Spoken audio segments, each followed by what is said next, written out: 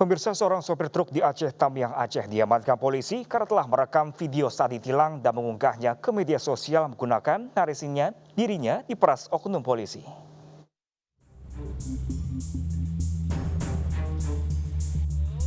Kepolisian Satuan Lalu Lintas Polres Aceh Tamiang mengamankan seorang sopir truk bermuatan kelapa sawit di kawasan Jalan Medan Banda Aceh, Kecamatan Kuala Simpang, Kabupaten Aceh Tamiang, Aceh. Penangkapan sopir truk bernama Ramli ini terkait beredarnya video hoaks di sosial media dengan akun bernama Mulizar, driver muda, yang berisikan dugaan pemerasan seorang oknum polisi terhadap dirinya. Saat diinterogasi oleh petugas, sopir truk mengaku video yang dibuat hanya untuk laporan ke pemilik truk karena dia telah ditilang sebesar Rp500.000 akibat kelebihan muatan. Namun oleh rekannya yang juga sopir truk di perusahaan yang sama justru mengunggah video tersebut dengan narasi bahwa telah diperas oleh oknum polisi. Akibatnya video tersebut pun viral dan membuat kegaduhan di dunia maya. Tujuannya apa untuk mengirim video ke kawan itu? Tapi biar tahu aku ditilang. Bukan ada tujuan yang lain? Tidak ada. Ya berarti yang menyebarluaskan video itu siapa, Bang? Ditengok sama yang upload Mulizar tuh. Tengok dia Maria, disuruh kirim video itu ke dia, aku kirim. Aku nggak tahu kalau dia ngupload videonya ke TikTok tuh kayak gitu. Maksud tujuannya itu untuk melaporkan juga kepada pemilik mobilnya bahwa dia udah ditilang oleh polisi. Namun dilihat oleh rekannya tadi, si Maulizar, dimintain sama dia videonya tersebut. Kemudian oleh si Maulizar ini diupload di TikTok dengan bahasa bahwa ada supir ditilang di Kuala Simpang dimintain duit 500.000. Saat ini kasus masih diperiksa lebih lanjut, sementara rekan Ramli yang mengunggah video masih dalam pengejaran polisi. Polsek Medan Baru berhasil menangkap kasus pemerasan dengan modus kencan online. Dalam kasus ini, polisi mengamankan 2 wanita muda diduga pelaku pemerasan.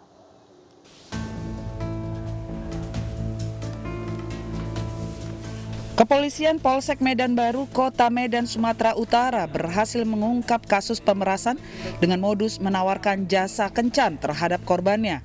Para pelaku yakni SI usia 22 tahun dan L usia 27 tahun. Kasus berawal dari perkenalan korban dengan salah seorang tersangka di media sosial.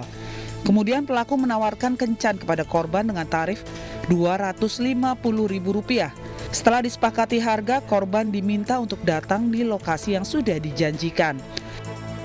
Namun saat bertemu, korban tidak terima karena wanita yang dijanjikan lain dari yang ada di foto dalam aplikasi.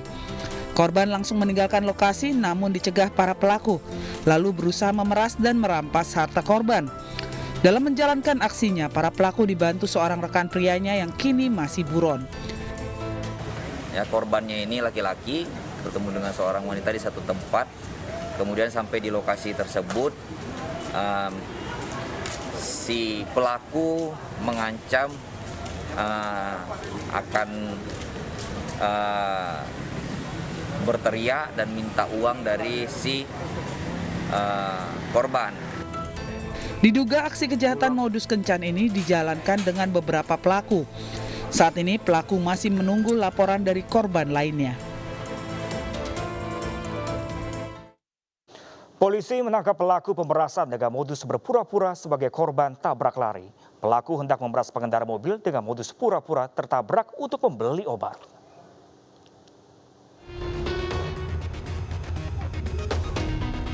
Seorang pria dibonceng naik sepeda motor mengejar mobil sambil berteriak di Pasar Rebo, Jakarta Timur. Ia berteriak meminta warga menghalangi mobil tersebut. Aksi pria yang sempat viral di media sosial mengaku menjadi korban tabrak lari. Namun pria ini bisa berlari menghampiri mobil. Ketika di depan mobil, pria itu mendadak berjalan pincang. Pria itu sempat cekcok dengan korban di dalam mobil.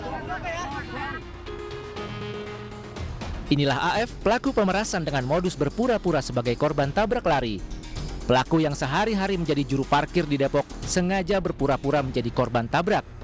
Pelaku nekat beraksi dengan alasan untuk membeli obat karena sedang menjalani terapi ketergantungan narkoba. Pertanyaan, yang bersangkutan memang sengaja untuk melakukan pemerasan ataupun pura-pura terinjak karena adalah butuh uang untuk membeli obat-obatan di rumah sakit ketergantungan obat tersebut. Karena yang bersangkutan setelah kita periksa memang lagi melaksanakan terapi. Polisi meminta masyarakat agar waspada dan jangan mudah terprovokasi jika menghadapi modus kejahatan. Masyarakat diimbau menghubungi dan mendatangi kantor polisi terdekat. Sementara itu pemirsa, sebuah hunian di Batam, Kepulauan Riau dijadikan sebagai tempat operasional tindakan kriminal oleh warga negara Tiongkok. Komplotan yang berjumlah 10 orang ini memeras sejumlah pejabat Tiongkok dengan jebakan video call asusila. Peristiwa ini pun bukan pertama kali terjadi. Beberapa kali Batam dijadikan sebagai tempat operasional para pelaku kriminal yang berasal dari luar negeri.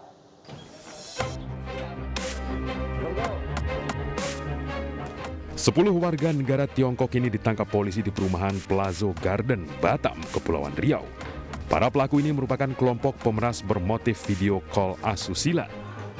Meski beroperasi di Indonesia, para korbannya merupakan pejabat-pejabat pemerintah Tiongkok yang dimintai uang hingga puluhan juta yen. Setelah mengetahui profil korbannya dengan detail, pelaku wanita merayu korban dan mengajak video call dan berbuat asusila. Sementara temannya merekam kegiatan tersebut dan dijadikan senjata untuk memeras korban. Jadi mereka melakukan aplikasi WeChat ya, dengan menunjukkan pucuk rayu kepada korban dengan menampilkan porno sehingga korban dalam hal ini warga negara asing itu terbujuk. Kemudian dari situ para pelaku merekamnya dan setelah mendapatkan rekaman tersebut, para pelaku ini melakukan pemerasan kepada para korban tersebut. Kejahatan yang dilakukan warga negara asing di Batam sudah sering terjadi. Tak hanya kejahatan pemerasan melalui video call, tapi juga penipuan online. Meski begitu, imigrasi Batam menolak disebut lalai dalam pengawasan terhadap orang asing yang masuk dan beraktivitas di wilayahnya. Dia masuk pasti lewat Jakarta dengan menggunakan visa yang ada. Tentunya kan ada visa kunjungan, visa setengah terbatas digunakan itu. Tapi saat dia nyampe di Indonesia, dia salah gunakan. Dia mencari uang dengan hal seperti ini yang kita harus dalami sama-sama. Para pelaku kemudian diserahkan ke kantor imigrasi Batam untuk dilakukan deportasi ke negara asalnya untuk diadili. Emak-emak di Padang Sidempuan, Sumatera Utara menjadi korban pemerasan di jaring media sosial. Para korban dijanjikan bantuan dana COVID-19 senilai 5 juta rupiah dengan syarat mengirimkan foto tanpa busana. Bukannya mendapatkan uang, para korban justru diperas dengan ancaman foto bugilnya akan disebar.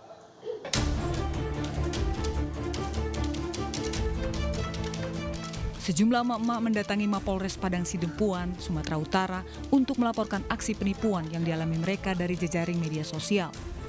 Aksi penipuan ini berawal saat mereka mendapatkan pesan dari akun Facebook teman mereka yang menanyakan pencairan dana COVID-19 sebesar 5 juta rupiah. Sontak emak-emak ini berharap bisa mencairkan dana tersebut. Namun pelaku meminta syarat untuk mencairkan dana fiktif tersebut, yakni mengirimkan foto, KTP, dan nomor ponsel.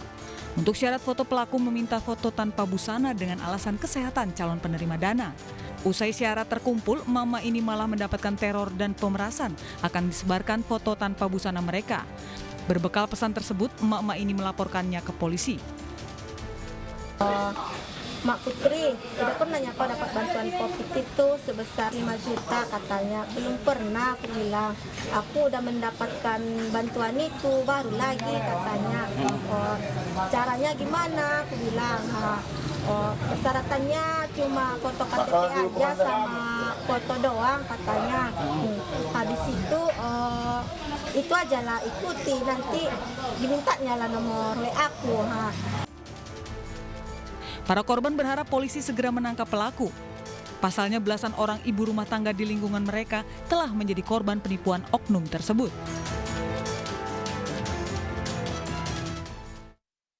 Seorang ibu muda di Bekasi, Jawa Barat menjadi korban pelecehan seksual yang dilakukan seorang pengendara motor. Selengkapnya sesaat lagi, tetaplah bersama Realita.